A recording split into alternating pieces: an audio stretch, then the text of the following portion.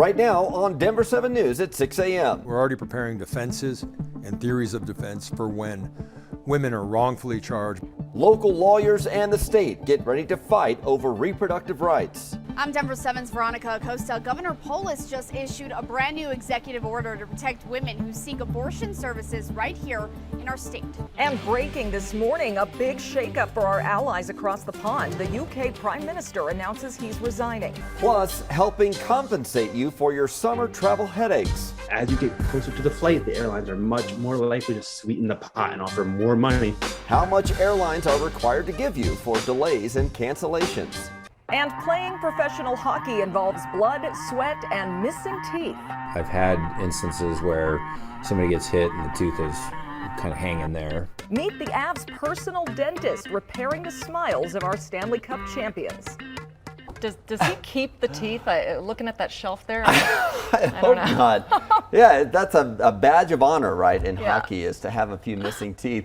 We're going to talk to the dentist. Also, we have the Avs schedule already out for next season, when we hope they run it back for another Stanley Cup championship. Thanks for joining us on this Thursday morning. I'm Brian Sanders. And I'm Nicole Brady, and we're going to see temperatures picking up after that cool down. Meteorologist Stacey Donaldson is here with our Denver 7 forecast. Getting into the 90s again, Stacey. That's right. We're going to be in the 80s and 90s here across the Front Range today, but we're headed toward 100 as we get toward the weekend. As for those highs this afternoon here for our area, mid to upper 80s for the most part. Definitely cooler off to the west into the foothills with temperatures in the 70s.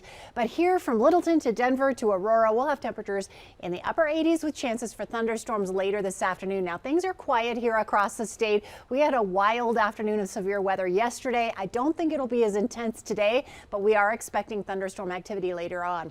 Temperatures in the 50s and 60s here for the Front Range and the Eastern Plains at this point in the morning. And as we get into the afternoon, we'll see some development of thunderstorm activity into the foothills. Those thunderstorms rolling down across the Front Range and the Plains as we get into the later part of the day.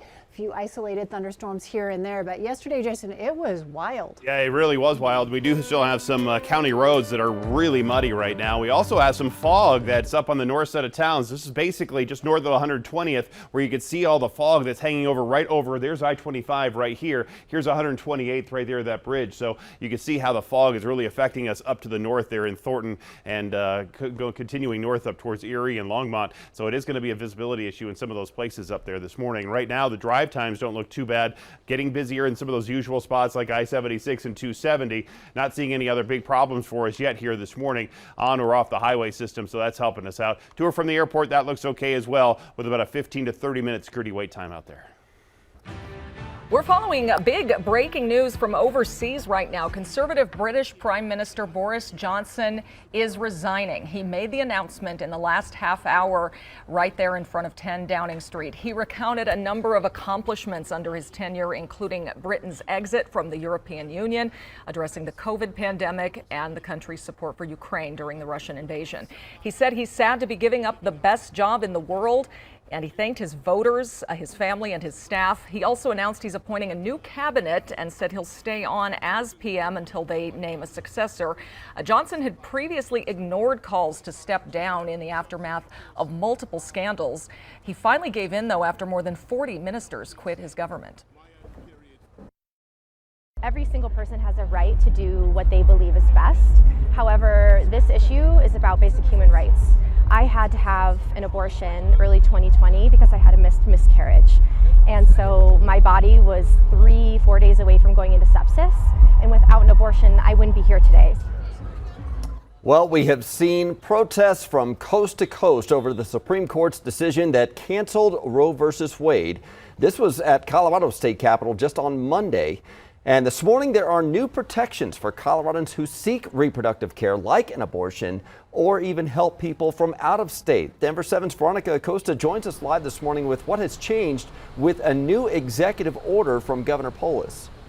Well, this is all about protecting women from other states that might try prosecuting them for coming here to Colorado to get an abortion. So this executive order, it actually says that unless there is a court order state agencies and departments should not cooperate with any kind of investigation regarding anything protected by Colorado law regarding reproductive health care, things like abortions. It also directs state agencies and departments to, quote, pursue opportunities and coordinate with each other to protect people and entities who are providing assisting, seeking, or obtaining this kind of health care in Colorado.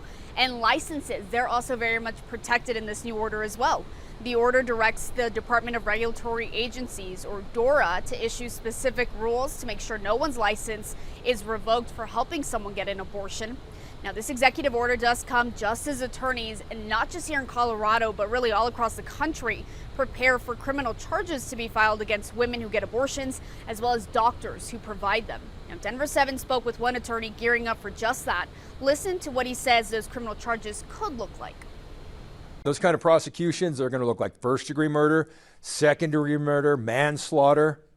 Then you have all the providers who are assisting. You've got aiding and abetting of those crimes, which are also very serious crimes. And if you remember, Governor Polis, he did sign the Reproductive Health Equity Act earlier this year. That was to try and codify abortion into our state statute. But the sponsors of that bill actually hope to run a constitutional ballot here in 2024. That would be to preserve the right to abortions in our state constitution. In Denver, I'm Veronica Acosta, Denver 7. Yeah, Colorado, the first state to decriminalize abortion over 50 years ago. Thank you, Veronica. For some additional context here, Colorado is one of 16 states, plus the District of Columbia, with laws protecting the right to have an abortion. Of those 16, just 4 of them, including Colorado, passed laws protecting the right to an abortion anytime throughout a pregnancy. The other 12 states have laws protecting abortions prior to viability or when necessary to protect the life of the mother. On the other side, 7 states have a total ban on abortion now in effect. Several other states have bans that could take effect soon, pending the outcome of legal challenges in the courts.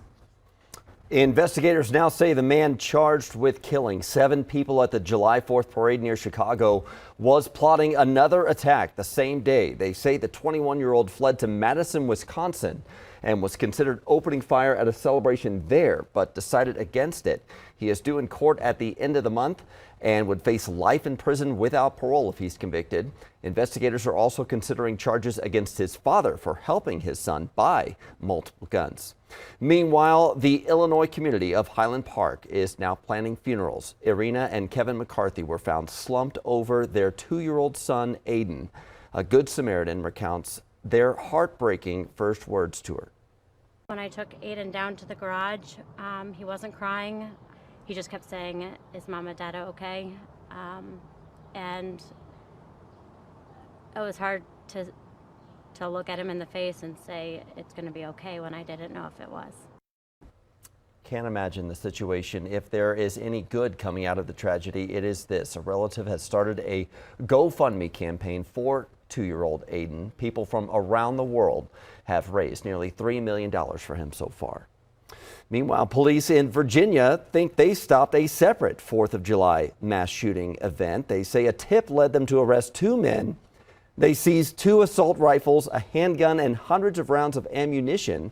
Police say the tipster heard a conversation about attack targeting that city's Independence Day celebration. Well, a very sad update to a story we first brought you yesterday morning. The man who was thrown from his tube in Clear Creek near Golden has died.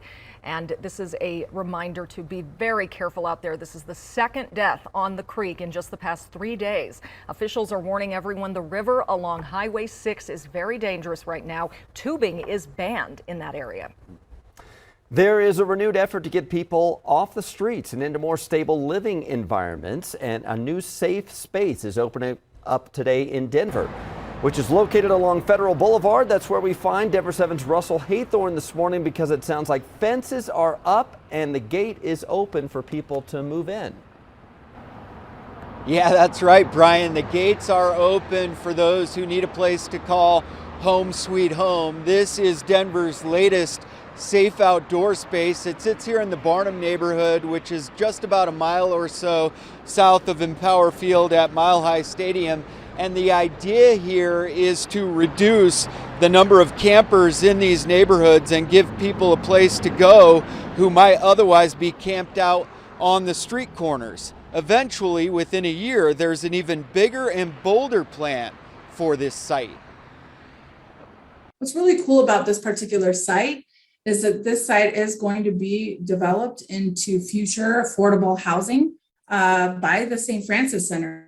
So we are in essence really utilizing this land before it would normally be utilized. We are planning, once this SOS site has been up for a year, we are planning on moving that SOS site elsewhere, and we will be developing senior housing on that same patch of land.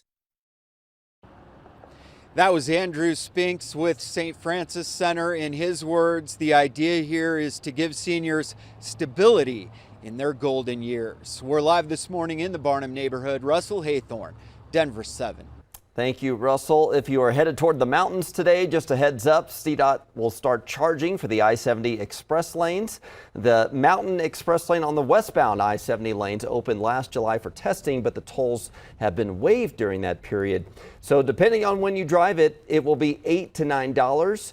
If you have a toll pass, if you don't, it's $14 to $16. The toll lane is only open on certain days and times, though. The rest of the time, it's a shoulder and a breakdown lane. Jason. Yeah, and that's why it's officially not always an express lane, because it is designed as a shoulder lane, and so that's why it's only open usually on weekends and holidays. Right now, there's a couple of cameras I'm showing you. One, it's a little bit hard to see, but they still have that access northbound I-25 to go to eastbound I-76. That's still closed down right now, and unfortunately the camera moved, but the northbound side of I-25, right after Highway 34, right by Crossroads, we have a major crash up there right now, and we have all lanes blocked up temporarily if you're heading up to the north. And it's going to be a warm day for us. Temperatures in the upper 80s here across the Front Range with chances for thunderstorms later this afternoon. I don't think it'll be as intense as it was yesterday, but just make plans if you're going to be out and about that we may see some of these thunderstorms later on today. With these temperatures warming up, we're going to be close to 100 this weekend. I'll have that complete forecast coming up. It's hard to believe we're already talking about heading back to school, but it's a month away in some districts. We have ways to save on your back to school shopping supply list for both kids and teachers. And they just brought the Stanley Cup to Denver, but we already know the Avs schedule for next year, including when there will be a Stanley Cup final rematch.